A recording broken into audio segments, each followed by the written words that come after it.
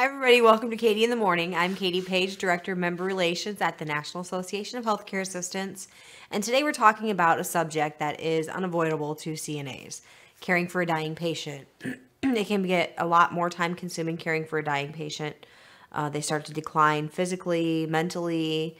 They start to take in less food, less water, which gives them less energy to be able to get up and do things that they need to do on their own. Probably the worst comment I have ever heard said by a CNA. We had a resident who was bedbound. I believe he had cancer. This was years ago, so don't quote me on that. But he was put on to comfort cares, and so we had to roll him every hour, let the nurse know ahead of time so she could give him his morphine, that sort of thing. And when I started to come on shift, the CNA came to me and she's like, I've had a horrible day. I've had to spend so much time with him and I'm just sick of doing it. Hold on. Like, this is the last stage of this person's life. This is where they need the most comfort and the most attention from the CNA that is taking care of them to make sure that they are comfortable, that they're getting repositioned so they're not getting ulcers on top of their disease or whatever it is that is killing them, literally.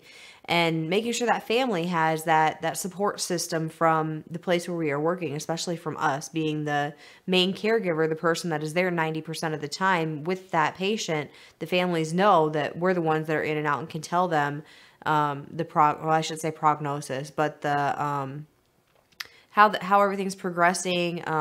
Family members always ask, not necessarily always CNAs, but they'll ask nurses too, well, how much time do you think she has, or how much time do you think he has? That is something that nobody can tell us. I mean, they go on their own when they're ready. But one of the things that will help you kind of manage your time and see in the long run how things are going are like the pain assessments. Pain and discomfort is a huge one that can tell you whether that person is declining on a faster pace or not. That is with like the facial grimacing, the clutching of the hands, trying to reposition themselves constantly, yelling out. You hear this one a lot with patients that are kind of on the last stage of their life. It's not something that should be viewed as an irritant or somebody was just wanting attention. They obviously need something. Otherwise, they wouldn't be yelling out. They wouldn't be climbing out of bed. They wouldn't be trying to reposition themselves. They are in need of something. So it is our job as CNAs to kind of go back to those roots and find out what it is this person is wanting. As they start to decline, you're going to see a lot of mixed emotions, not just from them, but from their family members and other coworkers as well. You'll see signs of pain. You'll see anger expressed a lot. Confusion, depression tends to kick in, and regret is something that you'll see from the family members from time to time as well.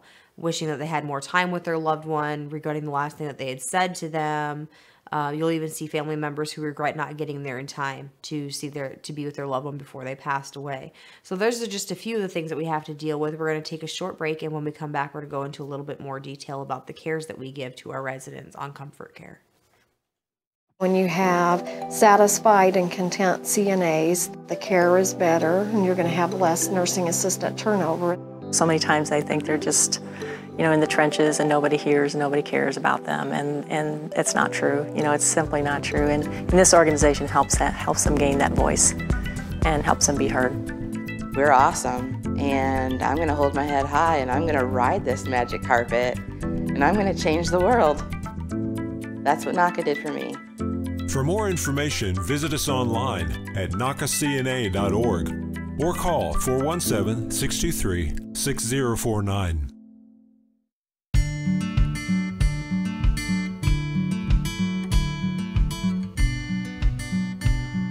From the Heart, a weekly segment with John Willard, airs every Tuesday at 2:30 Central Time on CNA TV.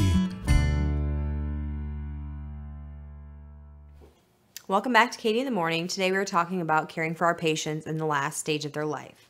One of the most important things about caring for these people is charting what it is, the signs and symptoms of pain and discomfort, any changes in their behavior, any changes in their stats. If you're going in and doing routine temperature, blood pressure, pulse, respirations, any changes in that needs to be reported to the nurse. And it depends on the person's private personal schedule, whether they're going to be doing that like every 2 hours, every hour, if they're doing it at all. It just kind of tells you like their status, kind of where they're sitting, if they're declining. I've even seen residents go on hospice care and then 2 months later come back off and live another year and a half. So really it depends on the individual person. When it comes to like hygiene and nutrition, CNAs, I've heard several times throughout my career say, I feel like I'm starving them. I feel like they're not getting enough water. Well, as their bodies are starting to deteriorate, let me punctuate that one a little bit. They're needing less energy. They're not moving around as much. And when it gets to that point where they're not eating at all, the main thing you want to push is that hygiene, swabbing their mouth out with water. Ice chips are another big one that is not necessarily for nutrition, but for comfort. I don't know if any of you guys have ever done this, but I wake up sometimes and slept with my mouth open and my mouth just feels horrible. My throat's dry and itchy.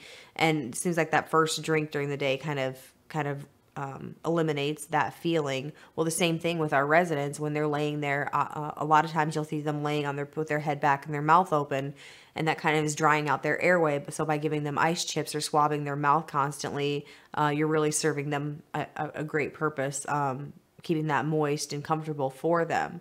You're going to see the family members come in. They're going to start to ask a lot more questions, want you to get involved more with their care, which is something that they should expect because we are their expert, the person that's there to provide the care for these people.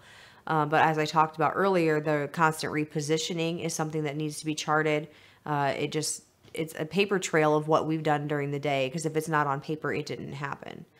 With comfort cares, especially, I like to do the lotion massages. You get to check their feet out, their heels, make sure there's no pressure ulcers forming there. And really, it's a good feeling for them to have that hydration put into their skin. You can tell it sometimes. That's like one of my proudest moments as a CNA, is giving that comfort care and watching that person kind of relax. And you can tell that they know that they're in good hands. So that's something that you really need to look forward to. As CNAs, we are there right up to the last breath, and it can be hard for us to deal with those emotions after. We did a presentation about postmortem care on Katie in the Morning and about how to deal with those feelings, but it's okay to cry. It's okay to let those emotions out, and it's okay to talk to your coworkers about it, because we're there in and out, day in, day out, taking care of these people. We get to know them on a personal level. They become just as much our family as anybody else. We spend majority of our time with them, and we're interacted in their lives, putting out those interventions, planning for them, planning with them on their on a daily basis. So it's okay to express those emotions, and it's okay to remember them. I know some facilities do like a bedside memorial, where after they pass away, CNAs and family members and staff period can come in and share memories about them. And this is more for like the family's comfort than it is for the resident, because they've already passed away and they're already gone. But just sharing those memories and letting the family know that person was interacted with other residents and staff members will really put a comfort on them as well. Along with the final viewing is what I call it with postmortem care. Once again, this isn't really for the resident because they're already gone, but for the family to come in and see them in a comfortable position, smelling good, hair combed, the blankets, in perfect order. Really, this is the last image that they have of their loved one as a living being. That's what I say anyways.